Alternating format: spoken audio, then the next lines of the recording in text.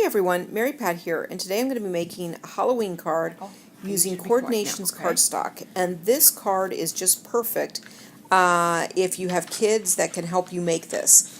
Basically, it's just made with all cardstock. So I'm starting with a 110-pound smooth base, then my textured core essentials with white, black, and a beautiful purple, and then this is the only color that comes from the signature series from Graphic 45 with coordinations. You need a 1 1/4 punch and a 3/4 punch, and then you're ready to start making the card. So what I'm going to do is I'm going to start with my purple cardstock, and I am going to cut this to a standard card size with 4 1/4 by 5 1/2. Then I'm going to be using my sanded gadget, and I am going to lightly sand all around the edges, and just to kind of give it a distressed look. This is going to be a monster card, so this is a great thing. You can cut all the pieces for your kids, and then they can do the sanding, and I think they would have a lot of fun. So this is going to be my base, and so I'm going to glue that down to my card. Next, I'm using this green, and I'm going to cut this slightly smaller at 4 by 5 1/4. And so now this is going to be the face of my monster, and it's going to, the purple is just going to be shining through just a little bit, which is what I want. And it looks great. Now this is a very fun technique that I love with coordinations. You can see I am just kind of, I'm not really, doing anything specific. I'm just crumpling up in my hands. And I think I've got it there. I'm just going to crumple it up a little bit more on the side. I'm just being careful that I don't rip it in that. So once again, going back to my sanded gadget, I am just going to sand over that, and I'm taking a look, and I don't have enough crumples, so I'm going to try and put it in a ball and see how it works. And I think that's going to be much better. Yes, I can see that, and it's going to have a lot more wrinkles into it. And so this gives, once you sand it, all the wrinkles are going to be kind of shining through and showing that core off. And this is going to be the face of the monster. And so I'm just cleaning that up with my Dust Buddy, and that looks great. And it just kind of gives, especially if you do this in browns and stuff, it can look like a leather look on there. So next I want to take a strip of my black cardstock, and I'm just going to cut a 1 1/2 inch strip of the black, and then once I do that, I'm going to cut it to the 4-inch mark so that it fits right on top there. Now you kind of have a choice of what you can do in this spot. You can use scissors and kind of go with like a jagged edge because we're making hair. But since this is coordinations, and this is my favorite all-time technique, is the tearing.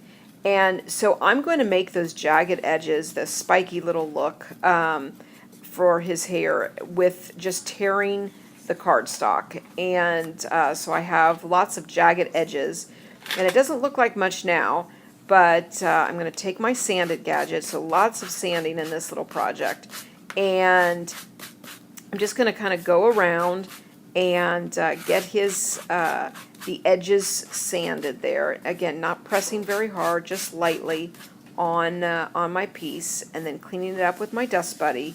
And now I have the perfect hairline for my monster, and I'll put that right up on top, and that looks fabulous.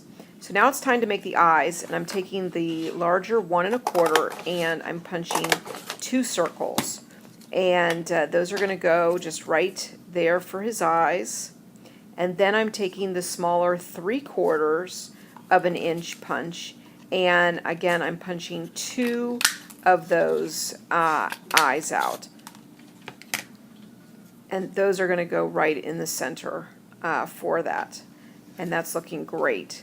So next I want to make his mouth, and I'm just taking little slivers of the cardstock. Again, I'm not even really measuring to make sure that it's perfect. I'm just trying to get as small as I can get for that. So I'm taking the 2 strips, and I'm going to make 1 strip for the mouth, and I'm just going to again tear each side off. And again, I just kind of blend in with the tearing and the distressed look. And I'm going to take my little sanded gadget, and I'm just going to take the gadget like once over and give it, just kind of rough it up just a pinch. And now I'm going to take the second piece, and I'm going to do the same thing and take my sanded gadget and just go over it lightly and get again a distressed look on that. And cleaning that up. And now you do need a pair of scissors for this part, or I guess you could tear it as well with that. And I'm just kind of cutting little strips that I'm going to kind of be making for his mouth going across. And so just kind of laying those down. And I think that looks really good. And again, your kids can have fun putting them on. I think I'm going to make this a card set for the kids in my son's class. I think it'll be fun. So there we have it. So now we need to start gluing everything down with that. So I start with the hair, gluing that down, and then moving to the eyes. I'm going to use some big foam squares and attach those on, because I really want the black part of his eye to kind of be coming off of the card on there, and then I'll put it right on top there to give it some dimension. You can kind of see how thick it is, and put that there, and then do the same with the second eye. And you could put the black part if you want his eyes going different ways, or different, you know, cross-eyed, or however you want to. You can have his fun with those, or you could buy the googly eyes in there. So attaching those, and then to attach all the little pieces, I'm using my Xyron X, and I'm just going to thread those through and then basically create stickers using those. And once you pull that through, you need to take something and just kind of rub the back of it. And so I'm just taking this little tool that I've had forever and going across, and then I can peel off the back there, and then I will be good to go with the perfect stickers. So again, just going across and adding the mouth to that. And that looks really good. Now it's time to attach this, and again, I like dimension on my cards. So I'm going to attach that right on in there and center it, and then I'm going to use foam tape. And I'm going to take my foam tape, and I'm going to line all the sides with that, because of the texture, it's kind of bumpy now, and so I wanted to still keep the texture in the middle and everything, but on the sides I'm getting it to adhere, so you can kind of see how I have that, and I'm adding that right on to the top. So again, it's kind of coming off of the purple background. And there you have the Halloween card. Now, inside it is, this is the 110-pound smooth basics, core basics line. And you know me, I love stamping, so I have this Happy Halloween kind of like typeset from Hero Arts that I stamped down. And then I have this fun little bat from the Alleyway Stamps. And I'm going to stamp that little bat kind of like in the corner there. And then I have decided that I am going to color that in using my blendable pencils from Spectrum Noir with 79 and 81. So those are my colors, and I'm starting with the darkest shade and going through and just kind of outlining, and I'm pressing kind of medium. I'm not going really, really hard, and I'm not going really, really light. So basically just kind of medium, giving it a nice outline with that.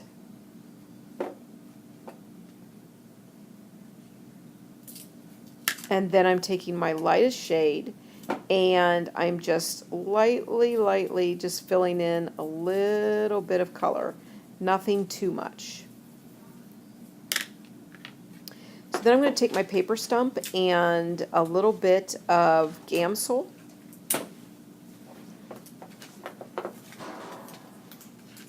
And then I am going to dip that in my Gamsol, and then I'm just going to go through and use that to kind of blend my colors together.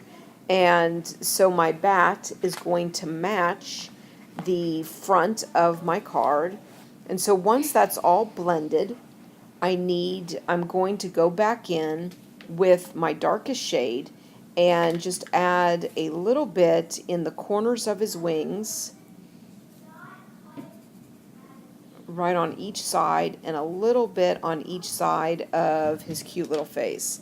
And then again, I'm going back in with my paper stump, and I'm just kind of blending out that color so you can kind of see that it's a little darker right where I want it, and then a little lighter for the rest of his body. And that looks good.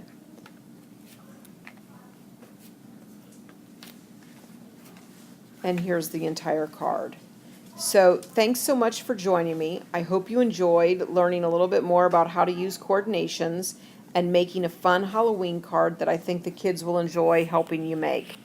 Thanks so much for joining me. Have a great day. Bye.